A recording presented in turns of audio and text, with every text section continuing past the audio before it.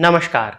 स्वागत है आपका प्रोफेशनल एस्ट्रोलॉजी पर। मैं यशराज तिवारी आज आप सभी के सम्मुख उपस्थित हुआ हूं एक ज्योतिषीय विषय पर चर्चा करने की। पिछले काफी समय से मैं ज्योतिष से संबंधित कंटेंट आप सभी दर्शकों के सम्मुख लेकर के उपस्थित होता आ रहा हूं यूट्यूब पर। तो कई ऐसे लोग हैं जो कि अपनी जन्म कुंडली का अध्ययन कराने के लिए संपर्क करते हैं, वो दर्शक ही होते हैं। वो कहीं ना कहीं वो जब वो दर्शक होते हैं तो वो ज्योतिष में दिलचस्पी भी रखते हैं। तो उनके जो प्रश्न होते हैं वो कहीं ना कहीं ज्योतिष से संबंधित बहुत ज्यादा होते हैं। जब जन्म कुंडली का अध्ययन हो रहा होता है तो वो अपनी समस्या तो उनकी जो है वो 5-10 मिनट में डिस्कस कर लेते हैं, बट बाकी का जो समय बचता है उसमें उनके ज़्यादातर जो प्रश्न होते हैं वो ज्योतिष से संबंधित प्रश्न होते हैं।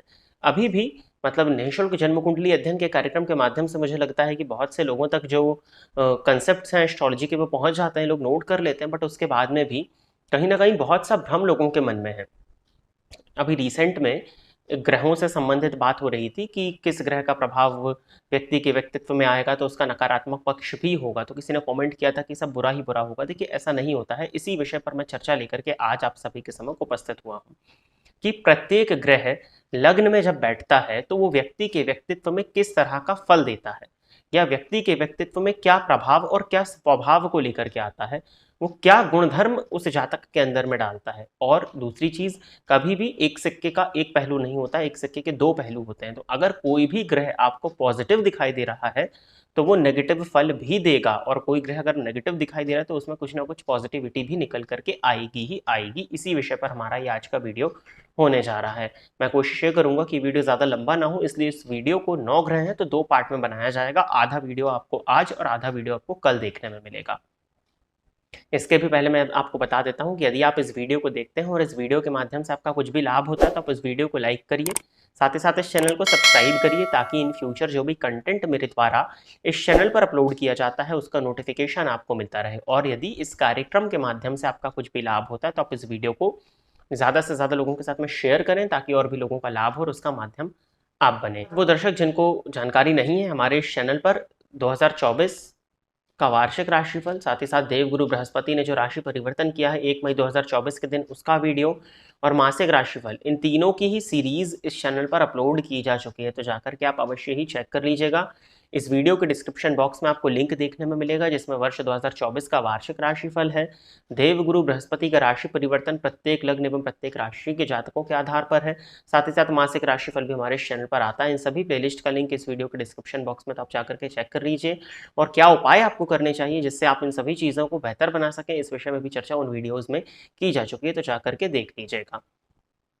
अब मैं आपको बता देता हूं कि प्रत्येक ग्रहों का लग्न पर जो प्रभाव होता है उसके क्या नकारात्मक पक्ष होते हैं और क्या सकारात्मक पक्ष होते हैं। साथ ही साथ ये वीडियो जो है ये किसी लग्न विशेष पर आधारित नहीं है, ये आप सभी लग्नों में इस प्रभाव को देखेंगे। जैसे उदाहरण के तौर पर यदि हम मेष लग्न की कुंडली की चर्चा करते हैं तो गुरु लग्न में उनका प्रभाव होगा, बट हाँ वो भाग्येश है तो भाग्य को लग्न से जोड़ देंगे। बट अगर तुला लग्न की बात होगी तो वहां पर वो षष्ठेश होते हैं तो वो षष्ठ भाव को भी लग्न से जोड़ेंगे। तो हम लग्न विशेष पर चर्चा नहीं करेंगे, यहाँ पर हम मूलतः चर्चा करेंगे उस ग्रह के गुण धर्म से संबंधित। और किस चीज को लेकर के इस वीडियो बनाने का ध्यान मन में आया ये भी मैं आपको शुरुआत में बता देता हूँ कि एक व्यक्ति से बात हो रही थी, उनकी स्वास्थ्य से संबंधित परेशानी थी। उन्होंने पूछा था कि स्वास्थ्य की परेशानी क्यों है, तो मैंने उनसे बताया कि आपके शनि लग्न में बैठे हैं जो कि रोग के कारक हैं, तो कहीं ना कहीं रोग की स्थिति आजीवन कुछ हद तक तो बनी ही रहेगी। इसी विषय में तो उनको कंफ्यूजन था कि शनि जब कारक होकर के लग्न में बैठे तो रोग की स्थिति क्यों। तो इसी विषय में आज का ये वीडियो होने जा रहा है और हम अपनी जो चर्चा प्रारंभ करेंगे वो ग्रहों के राजा सूर्य से प्रारंभ करने जा रहे हैं। तो सबसे पहले यदि सूर्य लग्न में आकर के बैठेंगे तो क्या प्रभाव देखने में मिलेगा। इसके बहुत से पॉजिटिव पॉइंट्स हैं। लग्न को पूर्व ईस्ट डायरेक्शन कहा गया है और सूर्य ईस्ट के कारक होते हैं, तो लग्न में जब भी सूर्य आते हैं तो कहीं ना कहीं उनको बल की प्राप्ति होती है। सूर्योदय का समय होता है। लग्न में कालपुरुष की कुंडली में मेष राशि आती है तो ये उनका उच्च भाव भी होता है, कहीं ना कहीं उनके मित्र का भाव होता है।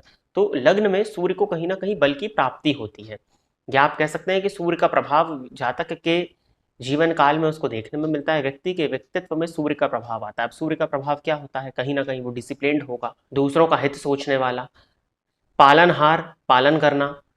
सूर्य लोगों की लाइफ में कंट्रीब्यूट करता है तो इनका नेचर भी कहीं ना कहीं हेल्पिंग देखने में आएगा। अब इसके साथ ही साथ सरकार से इनको लाभ देखने में मिल जाएगा। सरकारी काम इनके अन्य लोगों के कंपैरिजन में थोड़े से जल्दी बन जाएंगे। जातक के अंदर भरपूर मात्रा में आत्मविश्वास होगा, वो कॉन्फिडेंट होगा। तो ये सब पॉजिटिव पॉइंट्स हैं, परंतु सूर्य के जब आपने पॉजिटिव पॉइंट्स देखे तो यहाँ पर नेगेटिव पॉइंट्स भी देखने में मिलेंगे। जैसे कि सूर्य यदि लग्न में होंगे तो व्यक्ति के व्यक्तित्व को अहंकारमयी बनाएंगे। वो व्यक्ति थोड़ा सा एरोगेंट हो सकता है, बहुत जल्दी ही क्रोध में आ जाना या अहंकार, बातों से ही जब कोई व्यक्ति उससे बात करने में आएगा तो उसको उसके अंदर अहंकार महसूस होगा कि ये व्यक्ति अहंकारी है, या कहीं ना कहीं अहंकार की वृद्धि करते हैं सूर्य लग्न में बैठ करके। आंखों से संबंधित परेशानियां देते हैं। अगर पापक ग्रह की दृष्टि से दृष्ट हो तो सरदर्द की शिकायत इत्यादि भी ये सूर्य लग्न में बैठ करके दे देते हैं। रीजन भी है उसके पीछे, सूर्य तेजमय प्लैनेट है। जब व्यक्ति के व्यक्तित्व से संबंध बनाते हैं तो कहीं ना कहीं बहुत ज्यादा तेज हो जाता है, तो तेज के आगे जो हमारे ऑर्गन्स हैं वो कमजोर पड़ जाते हैं, जिसके चलते सरदर्द और आंखों से संबंधित परेशानियां देखने में मिल जाती हैं। परंतु जो अच्छी चीजें थी उसके साथ ही साथ अहंकार जैसा एक जो बुरा गुण है वो भी व्यक्ति के व्यक्तित्व में आ जाता है। तो इसमें कोई बुराई नहीं है, क्योंकि वो सूर्य का गुण है, वो उसके पॉजिटिव और नेगेटिव उस वो प्लैनेट के हैं, तो वो ट्रेड्स आपके अंदर डाल रहा है। अब हम आगे बढ़े अगर तो चंद्रमा की बात करते हैं। चंद्रमा यदि लग्न में बैठे होते अति विशिष्ट कारक होते हैं, व्यक्ति को मिलनसार बनाते हैं, उच्च कोटि का व्यापारी बनाते हैं, बातों को बेचने में ऐसा व्यक्ति महारथी होता है, बहुत जल्दी ही अपने निर्णय को परिवर्तित करके सामने वाले को अपने अनुकूल कर लेना, मिलनसार व्यक्तित्व का बना देते हैं। व्यापार में सबसे ज्यादा जरूरी होता है आपका बिहेवियर, व्यक्ति के बिहेवियर को सौम्य बना देते हैं, सौम्यता प्रदर्शित होने लगती है उसके व्यक्तित्व से, लोग उसकी तरफ आकर्षित होने लगते हैं, चेहरे को सुंदर बना देते हैं। स्पेशली अगर फीमेल का चार्ट है तो राउंड फेस होता है, बहुत सुंदर फेस देखने में आता है। तो ये कुछ पॉजिटिव पॉइंट्स देखने में आते हैं। अगर चंद्रमा लग्न में हो तो व्यक्ति को भावुक भी बनाते हैं, संवेदनशीलता भी देते हैं, बट कई बार नेगेटिव पॉइंट देखने में ये भी आता है कि जातक को आलसी बना देते हैं। कई बार किसी चीज़ को व्यक्ति करने में लगता है तो बहुत ज़्यादा करता जाता है, कई बार करता ही नहीं है, क्योंकि चंद्रमा का नेचर है वो बढ़ना और घटना। कई बार ज़रूरत से ज़्यादा संवेदनशीलता, ओवर इमोशनल बना देते हैं, जहाँ पर दिमाग लगाने की आवश्यकता है वहाँ भी व्यक्ति अपनी भावनाओं से निर्णय ले लेता है। तो कहीं ना कहीं ये चंद्रमा का नेगेटिव पॉइंट है। यदि मंगल लग्न में हो, मंगल लग्न में बैठते हैं तो व्यक्ति को साहसी बनाते हैं, गंभीर बनाते हैं, जिम्मेदारियां उठाने वाला बनाते हैं, फिटनेस के लिए कॉन्शियस बनाते हैं, कहीं ना कहीं दिमाग को तेज कर देते हैं, क्योंकि ऊर्जा जो है वो पूरी वो लग्न में आ जाती है। तो ये पॉजिटिव पॉइंट है। परंतु नकारात्मक पक्ष भी इसका है कि व्यक्ति को क्रोधी बना देते हैं, व्यक्ति देखने में क्रोधी और अहंकारी प्रदर्शित होने लगता है, इम्पेशेंसी उस व्यक्ति के व्यक्तित्व में आ जाती है, जल्दबाज प्रवृत्ति हो जाती है, कई बार उसी जल्दबाजी की वजह से उसके निर्णय बिगड़ जाते हैं, अपने लोग ही शत्रु हो जाते हैं। अब दृष्टियों का भी अलग प्रभाव है, ये वीडियो दृष्टि विशेष पर नहीं है, मेनली लग्न विशेष पर है। अगर हम बुध के विषय में चर्चा करते हैं तो बुध को राजकुमार कहा गया है। तो बुध जब लग्न में आते हैं, ये बुद्धि के कारक हैं, तो व्यक्ति को बुद्धिमान बनाते हैं, वाइज बनाते हैं। ऐसा व्यक्ति नेतृत्व करने वाला होता है, प्रबल नेतृत्व करता होता है, उसके डिसीजंस अक्सर सही होते हैं, हर चीज में अपनी बुद्धि को लगा देता है, युवराज वाला गुण होता है। तो कहीं ना कहीं नेगेटिव पक्ष भी देखने में आता है। अच्छा, सुंदर भी बना देते हैं, जब बुध लग्न में हो तो व्यक्ति को देखने में सुंदर खूबसूरत बनाते हैं। कहीं ना कहीं वो देखने में इतना आकर्षक होता है कि लोगों का ध्यान उसकी तरफ खींच जाता है, कि राजकुमार जैसा गुण व्यक्ति के व्यक्तित्व में आ जाता है, उसकी लाइफस्टाइल में एक राजसिक गुण एड ऑन हो जाते हैं यदि बुध लग्न में बैठे हुए हों तो। परंतु अगर बुध लग्न में हो तो व्यक्ति के व्यक्तित्व में बालकों वाले गुण भी आते हैं, कि किसी चीज़ के लिए बहुत जल्दी उसको पाने की चाहत होने लगना, वो चीज़ मिल जाए तो तुरंत ही उससे मन हट जाना, ये भी देखने में आता है। बहुत जल्दी किसी चीज़ को लेकर के क्रोध में आ जाना, बहुत जल्दी उस क्रोध का शांत हो जाना, किसी भी चीज़ पर बहुत जल्दी आप कह सकते हैं मचल जाना, या अगर बालक हैं तो वो तो फिर वो बच्चों वाला गुण, बिल्कुल चुलबुलों वाली हरकतें करना, तो कहीं ना कहीं लोगों को ये चुभ जाती हैं।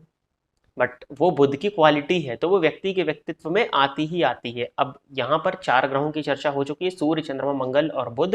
अब बाकी के जो 5 ग्रह बचे हैं इनके विषय में जो कल का वीडियो आएगा उसमें मैं आप सभी के सम्मुख इसके आगे के वीडियो को लेकर के उपस्थित होऊंगा। आशा करता हूँ कि जितने भी लोगों ने इस वीडियो को देखा वो सभी लोग इस वीडियो को देख करके उनके ज्ञान में कुछ अभिवृद्धि हुई होगी और वो संतुष्ट होंगे। यदि आप इस कार्यक्रम को देखते हैं और इस कार्यक्रम के माध्यम से आपका कुछ भी लाभ होता है तो आप इस वीडियो को लाइक करें, साथ ही साथ इस चैनल को सब्सक्राइब करें, ताकि इन फ्यूचर जो भी कंटेंट मेरे द्वारा इस चैनल पर अपलोड किया जाता है उसका नोटिफिकेशन आपको मिलता रहे। आज के इस कार्यक्रम में बस इतना ही रखते हैं। नमस्कार।